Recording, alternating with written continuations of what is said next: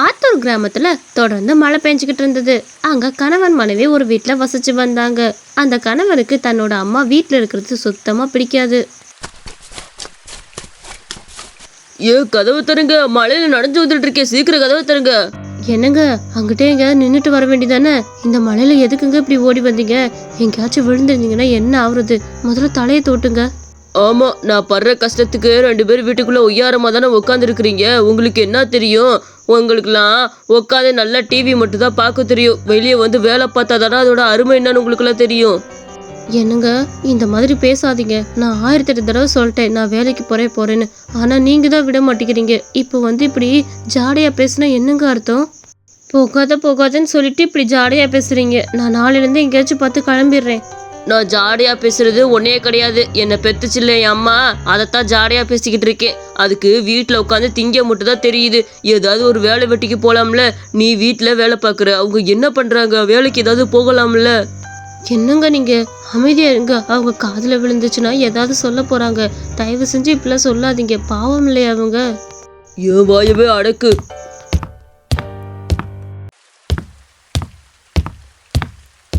ஏங்க, இந்த மழையில வந்து வெளியே நின்றுட்டு இருக்கீங்க.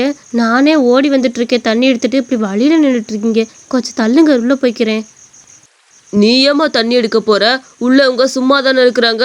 அவங்கள போய் எழுப்பி தண்ணி எடுத்துட்டு வர சொல்லு. ஆளைப்பாரு, எல்லா வேலையும் நீ தான் பார்த்துக்கிட்டு இருக்க. 3 வேலையும் தின்னுட்டு தூங்கிட்டு இருக்கிறாங்க. என்னங்க, அவங்க பெரியவங்க. இந்த மழையில எப்படிங்க அவங்கள போய் தண்ணி எடுத்துட்டு வர சொல்றீங்க? எங்கேயாச்சும் வழிக்கு விழுந்துட மாட்டாங்களா? தள்ளுங்க. லதா தன்னோட கணவனுக்கு தோசை ஊற்றி கொடுத்துக்கிட்டு இருந்தா. லதாம்மா, எனக்கு ஒரே ஒரு காப்பி மட்டும் போட்டு குடியே. தொண்டை ரொம்ப ஒரு மாதிரியா இருக்கு கண்ணு. ஒரு காப்பியை மட்டும் போட்டு தந்தேன்னா குடிச்சுக்குவேன். அதுக்கு என்னத்த, நீங்க போய் உட்காருங்க, நான் போட்டு எடுத்துட்டு வந்துடுறேன். ஏன் காப்பி கூட உன்னால போட்டு குடிக்க முடியாதா? ஏதாவது வேலைக்கு போகலாம்ல? வீட்டில் சும்மாவே இருக்கிற. நான் நேராவே கேட்குறேன். நாங்கள் 2 பேருமே, அவள் வீட்டில் வேலை பார்க்குறா, நான் வெளியே வேலை பார்க்குறேன். நீ சும்மா இருக்கிறதுக்கு வேலைக்கு போகலாம்ல. நான் தான் வெளியே போய் கஷ்டப்பட வேண்டியதா இருக்குது. நீங்க நல்ல ஜம்முன்னு உள்ள உட்காந்துக்கிறீங்க. இந்த வேகாத வெயிலையும் மழையிலையும் பாடா பட்டுக்கிட்டு இருக்கிறேன். பிள்ளைய புரிஞ்சுக்கிற அம்மா வருதா இந்நேரம் வெளியே போய் சம்பாரிச்சு தன்னோட பையனை காப்பாத்திருப்பாங்க. ஆனா நீங்க உங்களோட சௌரியத்தை மட்டும் தான் பாக்குறீங்க. என்னப்பா நீ இப்படி எல்லாம் சொல்லிட்டு இருக்கிற? இந்த மாதிரி பேசாத, அம்மாக்கு ரொம்ப கஷ்டமா இருக்கு. அத்தை, அவர் கடக்குறாரு, விடுங்கத்த. இதெல்லாம் ஒரு பொருட்டா எடுத்துக்காதீங்க. அவரை பத்தி உங்களுக்கு தெரியும்ல, தயவு செஞ்சு இதெல்லாம் நினைச்சுக்காதீங்க அத்தை. இப்ப எடுத்த முடிவு மாறாம இருந்தா சரி. நாளைக்குள்ள ஏதாவது ஒரு வீட்டை பார்த்து வேலைக்கு போயிருக்கிற. நாளைக்கு நான் வரப்ப வீட்டுல நீ இருக்க கூடாது, அது ஞாபகத்துல இருக்கட்டும். ஷீலா அம்மா ரொம்ப கோவப்பட்டு வீட்டை விட்டு கிளம்புனாங்க. அவங்க மனசு ரொம்ப கஷ்டமா இருந்தது. ஏங்க, ஒரு பையன் மாதிரியா பேசுறீங்க? அம்மாட்ட அந்த மாதிரி தான் பேசுவாங்களா? அவங்க எவ்வளவு கஷ்டப்பட்டு வெளியே போறாங்க. அப்பவாது அது வேலைக்கு போதான்னு பாப்போம். தேவையில்லாம உன் வேலையை பாரு. தேவையில்லாம இந்த விஷயத்துல நீ மூக்கு நுழைச்சிக்கிட்டு இருக்காத. என்னங்கம்மா, இந்த மழையில இங்கே வந்திருக்கிறீங்க? ஆமா, லதாவோட மாமியார் தானே நீங்க? என்னம்மா இங்கே வந்திருக்கிறீங்க? சொல்றேன்னு தப்பா நினச்சிக்காதம்மா. உன் வீடு கொஞ்சம் வசதியாக தானே நீ வாழ்கிற. எப்படி வேலைக்காரங்க தேவைப்படும். நான் வந்து வேலை பார்க்கட்டுமா? எனக்கு மாதம் ஒரு 4000 ரூபா மட்டும் சம்பளத்தை கொடுத்துருமா. நான் வீட்டோடயே இருந்துக்கிறேன். என்னம்மா சொல்கிற? சரிங்கம்மா, நீங்கள் போங்க. நாளைக்கு நான் என்னன்னு கூப்பிட்றேன். சரி, வீட்டுக்கு போயிட்டு வாங்க. மழையில நனையாதீங்க. உன்னை நம்பிதாம்மா இருக்கே. தயவு செஞ்சு இந்த வேலையை வேணான்னு சொல்லிடாதம்மா. எனக்கு கொடுத்துரு. என்ன? லதா கிட்ட ஃபோன் பண்ணி சொல்லுவோம். என்ன இந்த அம்மா இந்த மாதிரி வந்து கேட்டுட்டு இருக்கிறாங்க? பாவத்தை, வயசான காலத்துல வீட்டு வேலைக்கு வரேன்றாங்க. லதா அவளோட ஃப்ரெண்டுனால அவளுக்கு ஃபோன் போட்டு எல்லா விஷயத்தையும் சொல்லிட்டா. அத்தை, எதுக்கு தான் என் ஃப்ரெண்டு வீட்டில் போய் தேவையில்லாம வேலை கேட்டீங்க? அவர் சொல்றதெல்லாம் நினைச்சுக்காதீங்க. நான் சொன்னேன்ல, தேவையில்லாம எதுக்கு அங்கே போய் வேலை கேட்டீங்க? இல்லைம்மா, என்னால் வீட்டில் பிரச்சனையாக கிடக்குது. நான் ஏதாவது வேலைக்கு போகிறது அதுக்கு தீர்வு. அதனால தாம்மா போய் கேட்டு வந்தேன். என்ன, வீட்டோட தானே பேசியிருக்கிறேன். உங்களுக்கு எந்த தொந்தரவும் இருக்காது கண்ணு. என்ன, நான் நேற்றே சொன்னேன்ல, நான் வரப்ப நீ வீட்டில் இருக்கக்கூடாது, வேலைக்கு போயிருக்கணும்னு. இன்னும் நீ வேலை பார்க்கலையா? நீ வேலைக்கு போல உன் பொட்டி பொடிக்கெல்லாம் தூக்கி வெளியே போட்டு வெளியே அனுப்பிச்சி விட்றே பார்த்துக்க. அப்புறம் சோத்துக்கு நீ பிச்சை தான் எடுக்கணும். இல்லைப்பா, அது விஷயமா தான் போனேன். தயவு செஞ்சு கோச்சிக்காதப்பா. பொட்டி படுக்கையெல்லாம் எடுத்து வெளியே போட்டுறாத. அம்மா எங்கே போவே சொல்லு உன்னை விட்டுட்டு. நீ எங்கேயோ போ. உனக்குலாம் என்னால் 3 வேலையை உழைச்சி கொட்டிக்கிட்டு இருக்க முடியாது. நீ பிச்சை எடுத்தாதான் நீ எல்லாம் அடங்குவ. என்னங்க, போது நிப்பாட்டுங்க. என்ன விட்டா பேசிட்டே போறீங்க? அத்தையை போய் பிச்சை எடுக்க சொல்றீங்க? உங்களை பெத்த வயிறு எப்படி பத்திக்கிட்டு எரியும்? நீங்களாம் மனுஷங்களே இல்லை. நானும் உங்கள்கிட்ட சேர்ந்து வெளியே போய்க்கிறேன். இனிமேல் உங்க கூட வாழறதுல தகுதியே இல்லை. இந்த மழையில நீங்க போய் பேலஸ்ல வலை போடுறீங்களாக்கோ? 2 பேரும் கிளம்புங்க வீட்டை விட்டு. 2 பேரும் நைட்டு ஒரு குடிசையில தங்க ஓடுனாங்க. எதுக்குமா அவன் கிட்ட கோச்சுக்கிட்ட? இப்போ நம்ம 2 பேரும் பாரு, ஊர் எல்லையில் வந்து இப்படி குடிசையில் உக்காந்துருக்குறோம். இது நமக்கு தேவையா கண்ணு? அவன் சொல்கிறத கேட்டுட்டு அங்கேயே இருந்திருப்போம்ல. அத்தை, நான் எல்லாத்தையும் பார்த்துக்கிறேன். எல்லாம் தெரிஞ்சு தான் நான் வந்திருக்கிறேன். இனிமேல் நம்ம புது வாழ்க்கையை வாழ்ந்துக்கலாம் அத்தை. அவர் கூட இனிமேல் எந்த விதத்துலையும் பேச வேணாம். உங்களை இந்த மாதிரி கேட்டார். இனிமேல் அவர் கூட பேசுகிற மாதிரி எனக்கு தோணலை. 2 பேரும் அதே குடிசையில் அந்த மலையில் தூங்குனாங்க. மழை நல்லா அடிச்சு ஊற்றிக்கிட்டு இருந்தது. காலையில் எந்திரிச்சு பார்க்குறப்ப அவங்க மருமகளை பக்கத்தில் காணோம். அவங்களும் தொலைவி தொலைவி பார்த்தாங்க. என்ன மருமகளை காணா? லதா, லதா, எங்கம்மா இருக்கிற? எவ்வளோ நேரம் உன்னை தொலைவுறது? எங்கம்மா போன நீயே? ஆமாம், இது என்ன கிரில் மிஷின் மாதிரி இருக்குது? அட, இது புதுசாக இருக்குது. யார் கொண்டு வந்து இதை இங்கே வச்சுருப்பான்னு தெரியலையே. அத்தை, இந்த கிரில் மிஷினை நான் தான் வாங்கிட்டு வந்தேன். எங்கள் அம்மா எனக்காக தோடு கொடுத்துருந்தாங்களே, அதை அடமானம் வச்சு தான் இந்த மிஷினை வாங்கினேன் அத்தை.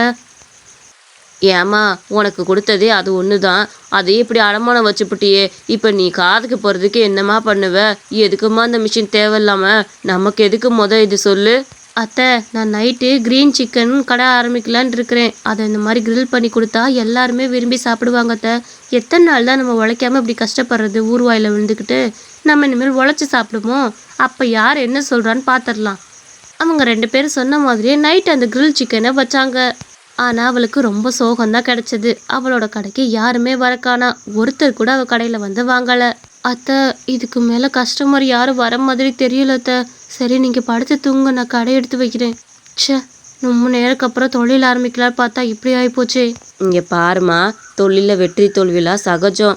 நீ இப்போ தானே தொழில் ஆரம்பிச்சிருக்க. போக போக தான் உன் தொழில் நல்லா வளரும். உன்னோட தொழில் மேலே நீ தான் நம்பிக்கை வைக்கணும். நீ ஏன் மனசு எழுந்து உக்காந்தேன்னா இப்படி ஒன்றுமே பண்ண முடியாது பார்த்துக்க. கண்டிப்பாக உன் தொழில் நல்லா போகணும்னு நம்பு. அவங்க மாமியாரும் மருமகளை சமாதானப்படுத்தி தூங்க வச்சாங்க. அடுத்த நாளாக வந்து ஊருக்குள்ளே போய் அந்த க்ரீன் கிரில் சிக்கனை பற்றி எல்லாத்துக்கிட்டையும் தெரிவிச்சுட்டு வந்தா. ஒன்று வாங்கினா 1 இலவசம்னு சொல்லிட்டு வந்தா. கவலைப்படாதுமா, இன்னைக்கு கண்டிப்பாக நம்ம கடையில் கூட்டம் வந்திருக்கும். நீ ஊரில் போய் தெரிவிச்சிட்டு வந்துட்டேல, எல்லாரும் விரும்பி வந்து பார்ப்பாங்க பாரு. அதுவும் இந்த மழைக்கு அதுக்கும் சூடாகவும் எதமாகவும் இருக்கும் இந்த சிக்கனு. சரிங்க அத்தை, நீங்கள் சொல்கிறனால நான் நம்புகிறேன். சரி வாங்க, கொஞ்சம் நேரம் உட்காந்துருப்போம் உள்ள. நைட் ஆனதுமே வழக்கம் போல் தன்னோட கடையை ஆரம்பிச்சா.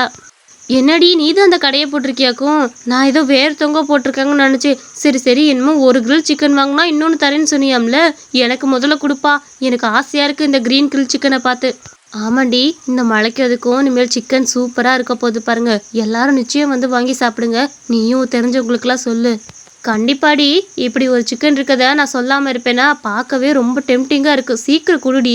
அதுக்கப்புறம் அவளோட கடையில் சொல்லவே முடியாத அளவுக்கு கூட்டம் வந்தது. எல்லாரும் அந்த கிரில் சிக்கனை வாங்கி சாப்பிட்றதுக்காக வந்தாங்க. ஏமா, 1 கிரில் சிக்கன் வாங்கினா இன்னொன்று ஃப்ரீ கொடுக்குறியாமே? சீக்கிரம் அதை குடும்பம், நாங்கள் தின்னு பார்த்துட்டு ருசியை சொல்கிறோம். பார்க்கவே எங்களுக்கு திங்கணும் போல இருக்குது. இந்த மழைக்கும் அதுக்கும் குளிருக்கும் சூப்பராக இருக்குது. சரி, எடுத்து கொடு. கண்டிப்பாம்மா, எல்லா நாளுமே இந்த கடை இருக்கும். நீங்கள் யாருமே தயங்காமல் வந்து சாப்பிட்லாம். காசு இல்லைன்னா கூட அடுத்த நாள் கொடுத்தா கூட போதும். அவளும் அந்த கிரில் சிக்கன் கடையை ரொம்ப சந்தோஷமாக நடத்தினா. எல்லாத்துக்கும் ரொம்ப மகிழ்ச்சியாக இருந்தது. அவளுக்கு அன்னைக்கு சொல்லவே முடியாத அளவுக்கு அவ்வளோ லாபம் கிடைச்சது.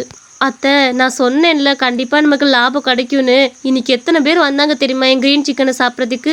எல்லாருமே சாப்பிட்டுட்டு நல்ல ரிவ்யூ தான் கொடுத்துட்டு போனாங்க. ஒருத்தருமே இந்த சிக்கன் நல்லாலேன்னு சொல்லவே இல்லை தெரியுமா? உன்னோட கடுமையான உழைப்புக்கு கண்டிப்பாக பலன் இருக்குன்னு நான் சொன்னேன்லம்மா. கண்டிப்பாக கடவுள் உனக்கு பலன் கொடுப்பாரு. நீ எதை பற்றி கவலைப்படாமல் உன்னோட வேலையில் மட்டும் குறிக்கோளாக இருக்கணும். பேசிக்கிட்டு இருப்ப அவளோட கணவன் வந்தாங்க. அம்மா, லதா, 2 பேரும் வாங்க, வீட்டுக்கு போகலாம். நீங்கள் இல்லாமல் வீடே வெறிச்சோடி போயிடுச்சு. எனக்கு ஏதோ தனிமையில் இருக்கிற மாதிரியே இருக்குது. தயவு செஞ்சு வீட்டுக்கு வந்துருங்க. நான் செஞ்சது ரொம்ப பெரிய தப்பு தான். இனிமேல் அப்படி சொல்ல மாட்டேம்மா. என்னங்க, என்னாலலாம் உங்கள் கூட வர முடியாது. அத்தை வயசானதுமே அவங்கள வேலைக்கு போலன்னு திட்டுறீங்களே, இப்படி நாளைக்கு என்னையும் திட்ட மாட்டீங்கன்னு என்னங்க நிச்சயம்? என்னையும் வயசானதுமே நீங்கள் வீட்டை விட்டு துரத்த மாட்டீங்கன்னு என்ன நிச்சயம்? அதனால நான் உங்கள் கூட வர மாதிரி இல்லை. நாங்கள் 2 பேரும் பொழைச்சிக்கிறோம் எப்படியாச்சும். என்னம்மா இப்படி பேசிட்ட? ஏதோ அன்னைக்கு மழை காலனால வேலை இல்லாதனால கஷ்டத்தில் அப்படி பேசிட்டு, இல்லைன்னா நான் அப்படி பேசுகிறவனா? தயவு செஞ்சு மன்னிச்சுக்கோங்க. 2 பேரும் என்னை ஏற்றுக்கங்கம்மா. அம்மா, நீயாச்சும் சொல்லுமா, உன்னை நான் அன்னைக்காவது அப்படி பேசியிருப்பேனா? வறுமையில இருந்தாலுமே உங்களை அவங்க சின்ன வயசுலேருந்து என்ன பாடுபட்டிருப்பாங்க. அப்படி அவங்க சின்ன வயசில் கஷ்டப்படுறாங்கன்னு உங்களை வேலைக்கு அனுப்பியிருந்தாங்கன்னா நீங்களாம் வளர்ந்துருப்பீங்களாங்க? உங்களுக்கு நேரத்துக்கு சாப்பாடு ஊட்டி உங்கள் சின்ன வயசில் நல்லா பார்த்துக்கிட்டதுனால தானே இப்படி வளர்ந்து நிற்கிறீங்க. அம்மா என்னை மன்னிச்சிரு, நான் எதுவுமே புரிஞ்சுக்காம பேசிட்டேன். இனிமேல் உன்னை அப்படி பேச மாட்டேம்மா, தயவு செஞ்சு மன்னிச்சிருமா. ஐயோ கண்ணு, நீ இப்படி மன்னிப்பு கேட்காதப்பா. அம்மாவுக்கு பார்க்கறதுக்கே கஷ்டமா இருக்குல்ல. நீ எப்போவும் அம்மாட்ட மன்னிப்பு கேட்கக்கூடாது. நீ என்னோட செல்ல பையன். பாத்தீங்களாங்க, இதுதான் அம்மாங்கிறது. நம்ம எவ்வளவுதான் சண்டை போட்டாலும் அவங்க எதையுமே மனசுல வச்சுக்காம பேசுறாங்க பாருங்க. இந்த கதை உங்களுக்கு பிடிச்சிருந்துச்சுன்னா மறக்காம நம்ம சேனலை லைக் பண்ணி சப்ஸ்கிரைப் பண்ணிக்கோங்க. இந்த கதையில லதாங்கிற மருமக என்ன சிக்கன் போட்டான்னு மறக்காம நம்ம கமெண்ட்ஸ்ல சொல்லுங்க.